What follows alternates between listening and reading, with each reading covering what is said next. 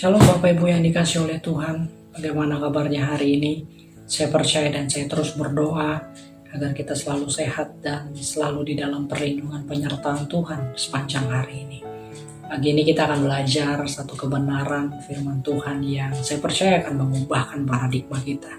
Itu diambil di dalam kitab Yesaya pada pasal yang ke-53 ayat yang ke-6.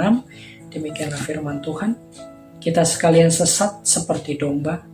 Masing-masing kita mengambil jalannya sendiri, tetapi Tuhan telah menimpakan kepadanya kejahatan kita sekalian. Tema pada hari ini adalah dahulu aku tersesat, sekarang aku selamat. Bapak Ibu yang dikasih oleh Tuhan, kita telah belajar bahwa domba memiliki karakteristik sebagai hewan yang lemah, tidak berdaya, minim, sangat-sangat minim perlindungan diri dan sangat-sangat bergantung kepada gembala.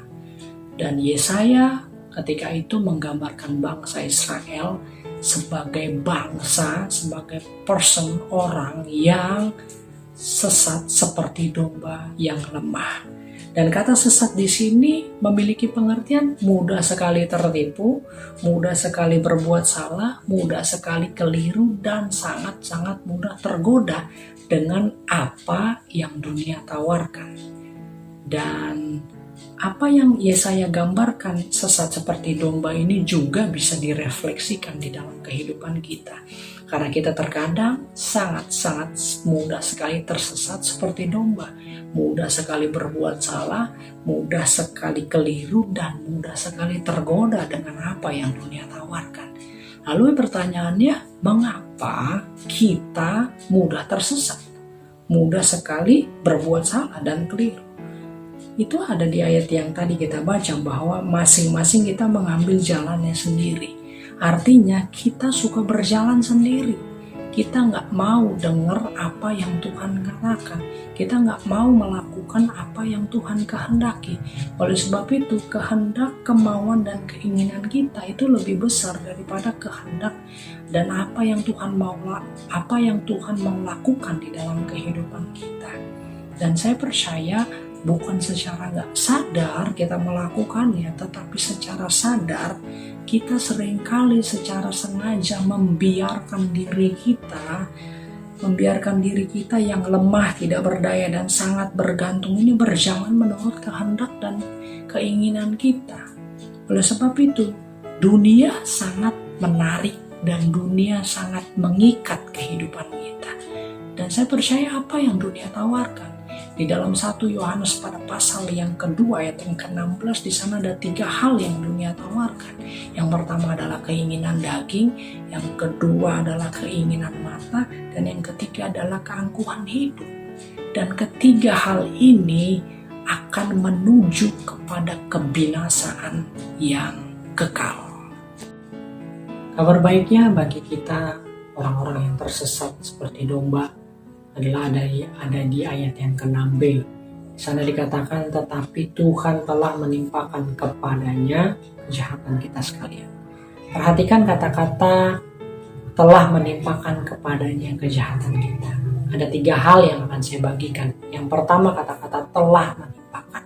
Kata-kata telah menimpakan ini memiliki arti telah memberikan, telah memasangkan, telah memikulkan. Apa yang dipikul? Yang kedua yang tidak kalah begitu penting adalah kata-kata mengenai kejahatan kita. King James mengartikan kejahatan kita sebagai sins atau dosa. Dan dosa memiliki arti melenceng, tidak tepat sasaran. Dan kita semua tahu bahwa upah dosa adalah maut. Upah dosa adalah kematian yang kekal. Dan kita nggak bisa menghindari namanya kematian kekal itu. Tapi hal yang ketiga yang begitu penting, sangat-sangat penting adalah kepada siapa Tuhan memikulkan beban dosa ini.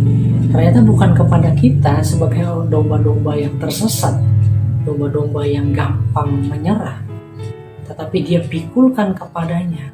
Yesaya menggambarkan kepadanya di sini sebagai seorang hamba Tuhan yang menderita. Dan kita percaya ia ditindas, ia dihina, ia dicaci, ia dimaki, bahkan ia tertikam oleh pemberontakan kita. Itu adalah Yesus Kristus yang rela mati di atas kayu salib untuk setiap kita. Jadi Bapak Ibu yang dikasih oleh Tuhan, ayat ke-6 ini berbicara mengenai gambaran tentang dosa dan penebusan, yakni menyingkapkan ketidakberdayaan manusia untuk membereskan dosanya masing-masing. Oleh sebab itu Anda dan saya, kita semua orang yang berdosa membutuhkan yang namanya penebus. Karena semua orang telah jatuh ke dalam dosa dan telah kehilangan kemuliaan Allah. Dan Ia rela datang ke dalam dunia, mengosongkan dirinya, mengambil rupa seorang hamba dan menjadi sama seperti manusia. Dan dalam keberadaan sebagai manusia, Ia telah merendahkan dirinya dan taat sampai mati, bahkan mati di atas kayu salib. Artinya Ia rela menjadi terkutuk untuk Anda dan saya, untuk kita semua. Jadi pesan kuat pada hari ini ada dua. Yang pertama, keselamatan yang telah kita terima di dalam Yesus semata-mata karena inisiatif Allah, bukan inisiatif manusia. Mengapa? Karena kalau inisiatif manusia, yang pertama adalah amal, yang kedua perbuatan baik, yang ketiga adalah ibadahnya. Dan ketiga hal ini tidak bisa menyelamatkan umat manusia dari kematian yang kekal.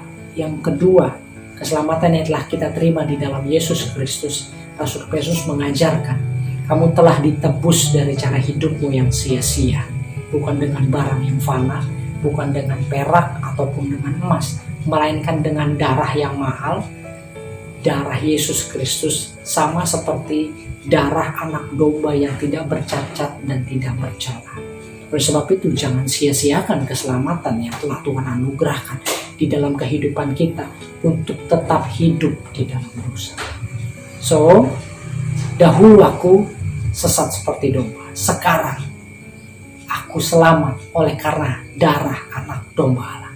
Selamat memperingati Jumat Agung dan selamat merayakan Paskah buat kita semua. Haleluya, Immanuel.